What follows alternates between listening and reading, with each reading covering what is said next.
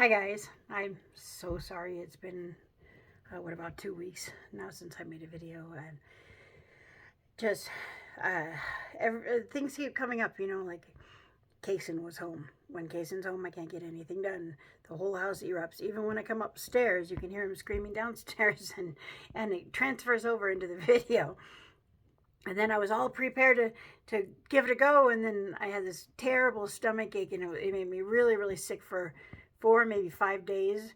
So I'm feeling better now, and Kason is at school, and everything is grand. So here I am.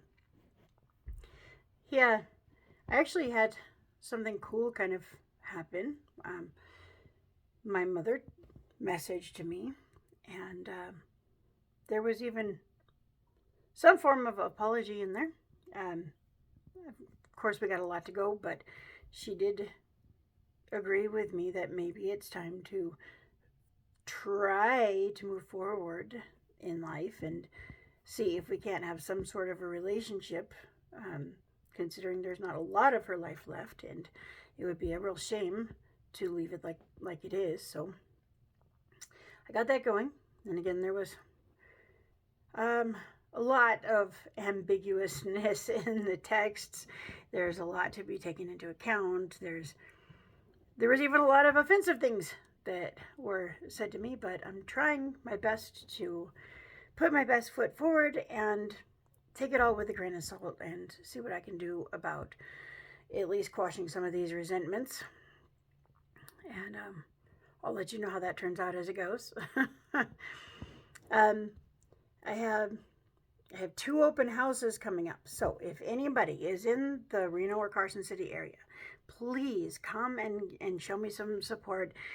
One of them is in Carson City this Saturday. Just look at my realty page. It's just Crystal Morris LPT. You can find it on Facebook, and all the details are there, so it'll give you the address. The other one is on Tuesday in the Reno area, and it's actually a beautiful $1.5 million home that I actually have the honor of sitting the open house for. So I'm really excited about that. And again, details are on my page. Okay. If any of you just want to see my page and check it out, followers on my page really will help get it out. So just the Crystal Morris LPT on Facebook, if you can go on there, if you have the time to spare 30 seconds and like and follow my page, I would really appreciate it, because it helps get my page out there, and it will help actually get me actual business. And I'm really hoping these open houses help me find new clients and prospective clients and whatnot. So, okay, so that being said, I was asked to, someone wanted to know about what it was like for me to be pregnant, my different pregnancies, and kind of what I went through. And I'm more than happy to do that if anyone has any interest. I don't know, but so I'm following the request on that one, and I'm going to talk about that a little bit. I just want you to keep in mind that as far as people's political views go, I'm very open-minded politically. I don't like talking about politics because it just creates enemies and problems. If I say something that is personally not how you feel, or accidentally is offensive as far as the subject goes, I apologize ahead of time. I'm not trying to offend anyone. I'm just talking about my personal thoughts and feelings, how I was feeling at the time. I have all different thoughts and feelings on a lot of different matters, and so I don't want anyone to think that if I offhandedly say I felt a certain way or whatnot, then everybody should feel that way, because I really don't think that. I really think that everybody is 100% welcome to be who they are, feel how they feel, believe how they believe, and I'm 100% supportive of that.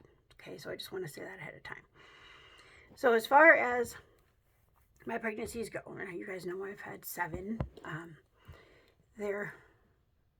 Once you're actually, the actual pregnancy part is pretty much the same every time. The first one, I had a miscarriage when I was 17. And I think I had touched on that in a previous video. So when you have a miscarriage, they don't really tell you, but you are like 3 to 6%, or sorry, you are, for 3 to 6 months, you are more than 50% more likely to get pregnant again, because your body, after it loses a child, um, because of like natural instincts, animal instincts, wants to go back to that state, because that's like the Zen state, I guess, for the female body, at least as it was explained to me by a doctor later. Okay, so I ended up pregnant in that 3 to 6 month window, because I wasn't exactly none child or anything like that. But I was 17 when I found that out, but I kept myself in denial. That first pregnancy was terrifying.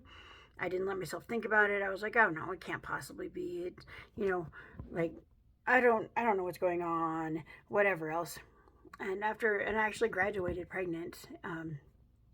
And when after I graduated and whatnot, then I was like, okay, I guess it's time to face this. So I had to broach the subject to my family. What I did was I told my sister, so that, and then told her not to tell anyone, so that she would tell my mom for me, and I didn't have to do that.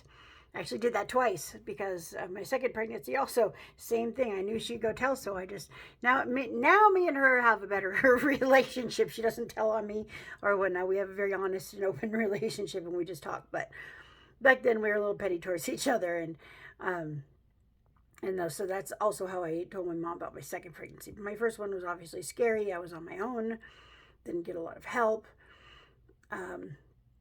But I think I kind of fell into it naturally. The major problem, I guess, was that I was told I should give him up for adoption to my parents, and I didn't want to do that. I wanted to keep him, and it's a long story. Again, we've talked about it a little bit, but I was strong-armed out of him afterwards, which was heartbreaking and devastating, and I still haven't quite got over it. But for that first, year and a half, it was awesome. And again, the pregnancy was easy. The labor was difficult. It was about 24 hours, 23 and a half hours of labor, an hour, like 6 hours of pushing. It was terrible for me, but after that, it was easy. But kind of an uneventful pregnancy, as far as, I've already kind of talked about what I was doing at the time and where I was and all that stuff. My second pregnancy was Jade, and that was when I was married, and also right after is when we split up, because I found out some of his secrets, and I just couldn't come to terms with them. I just never felt the same about him after that. But my first baby was 8 pounds 14 ounces, and that was Orion. And then Jade was actually 9 pounds 14 ounces. Super easy pregnancy. I was chill. As soon as I found out I was pregnant, I got sober. After Orion, I actually started getting high again after Orion, about, 3 to 6 months. After I stopped breastfeeding, I immediately started getting high again after Orion. And that's when I actually got the worst. With Jade, it was a lot different. I was sober, and I was staying sober.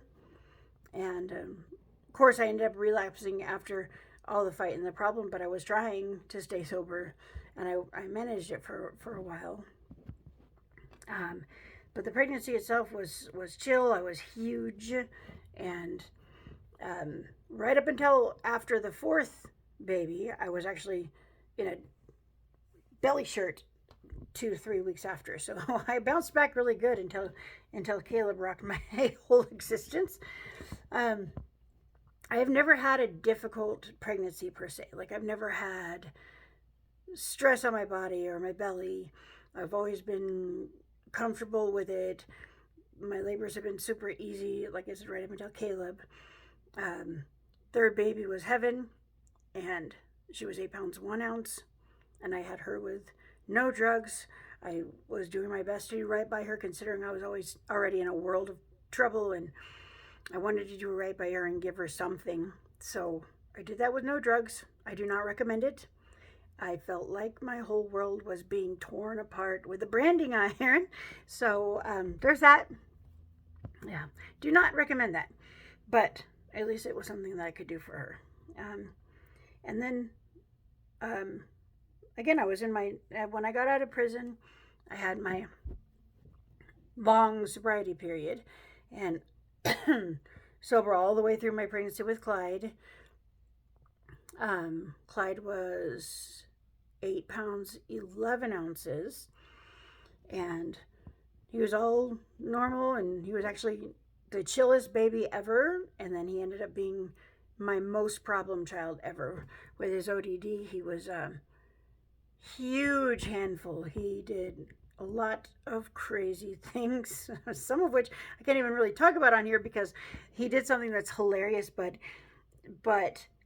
it would have like kind of racist undertones because of the situation, what he said. But he said it because he was hanging out with kids of color, and so it was a total misunderstanding. He was just trying to be friendly, but it came out really bad, and it was like a big thing that me and my mother of the mother of the kids were laughing about afterwards. But we had to get through what was almost a fist fight in an alleyway over a comment that Clyde made trying to be friendly, and so that was interesting.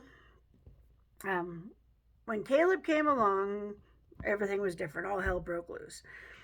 I'd always had kind of like a small hernia, but it would come and go. It was just basically just a minor inconvenience most of my life. And then Caleb came along, and his cord was prolapsed when I was starting to push. In other words, his cord was coming out in a pile before he was. And if I'd have pushed him through that, it would have hung him up. It was already around his neck once, and they were afraid it would kill him. So they rushed me to surgery, literally with one doctor with her hand up me. And they rushed me to surgery, and for some reason, they cut him out of me vertically. So from the belly button down, they made this wicked, nasty scar, got him out, didn't sew me up right. It was oozing. It was a terrible recovery. And afterwards, whatever small hernia, because the hole in my intestine was about an inch, which is ridiculously big for a hernia hole. I mean, pinhole is usually what they are. And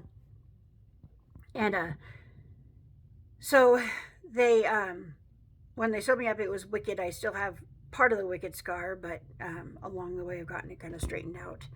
And he was 9 pounds 2 ounces, and he was the chubbiest, sweetest little guy ever. He's obviously an angsty teen right now, but you can't win them all. Then Estrella was 8 pounds 3 ounces, and she had to kind of come out the same way. It was a planned C-section, but they had to cut her out the same direction because of where everything else was, and that's when they fixed the scar at a better hospital. And then Kaysen was also a planned C-section out the same way, but after that there was so much damage on the area that I had to get mesh over a huge part of my stomach, and I actually think that's what was causing the stomach pain the other day. So it's funny, it all kind of clicked together at that time. But I know hernia mesh can have problems, and and definitely it felt like the edge of the mesh was getting infected or pulling up or something. It was terrible. I was miserable for a few days with a fever and everything. But let's see, Kaysen was 8 pounds 9 ounces. So all big babies, all over 8 pounds, even my littlest one.